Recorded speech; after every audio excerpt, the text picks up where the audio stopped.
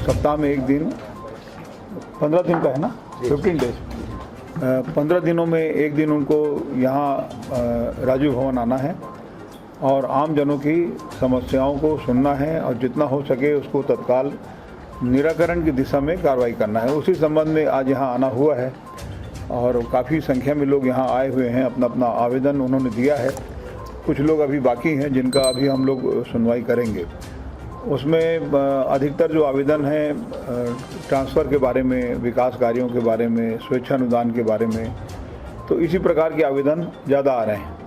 उसमें जो हो सकेगा, कुछ बस के परमिट के बारे में भी आवेदन है, पट्टे के बारे में है, राजस्व भूमि, वन अधिकार पत्र, इस तरीके का। तो जितना हो सकेगा वो उनको अभी जानकारी जो हो सकेगा उसमें लिख दिया गया है, जो नहीं हो सकेगा वो भी उनके जानकारी में दे दिया गया। अब ये दोनों बातों का मैं जवाब दे दूं।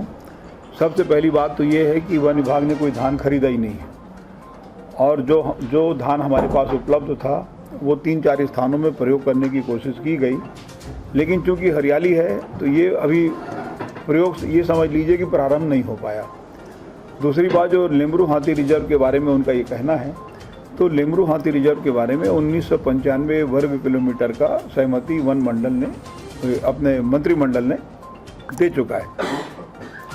बीच में कुछ स्थिति निर्मित हुई थी कि कुछ जनप्रतिनिधियों ने ये पत्र लिखा था कि इसको घटाकर 452 वर्ग किलोमीटर किया जाए। इसके पहले तत्कालीन सरकार के समय 3 एलिफेंट रिजर्व, हाथी रिजर्व जिसको हम कहते हैं, तमोर पिंगला, सेमरसोद, बादलखोल, इसकी मंजूरी हुई थी, इसका नोटिफिकेशन भी हुआ था।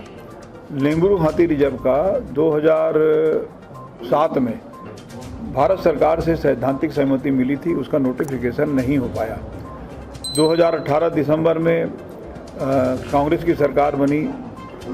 आदरणीय मुख्यमंत्री जी का ये निर्देश था कि जाके वहाँ से दोबारा सर्वे कराया जाए और सर्वे कराने के बाद यदि जो जलवायु हाथियों के अनुकूल हो, उनको वहाँ पे विचरण करना उनके लिए मतलब उनको उपयुक्त लगता है, तो ऐसे स्थानों को चिन्हित करें। तो चिन्हित करने के बाद वो बढ़ के हो गया 1995 वर्ग किलोमीटर।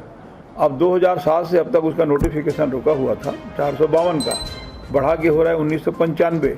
अब बीच में फिर से कुछ जनप्रतिनिधि आके उन्होंने कहा कि 452 वापस किया जाए, क्योंकि 1995 करने से बहुत से लोगों के रोजगार की समस्या उत्पन्न होगी, बहुत कोयले का खदान है। लेकिन मंत्रिमंडल ने मंजूरी नहीं दिया है और जो हाथियों के लिए अनुकूल जो जलवायु है उसके हिसाब से जो क्षेत्र है 1995 वर्ग किलोमीटर ही रहेगा, कम नहीं होगा।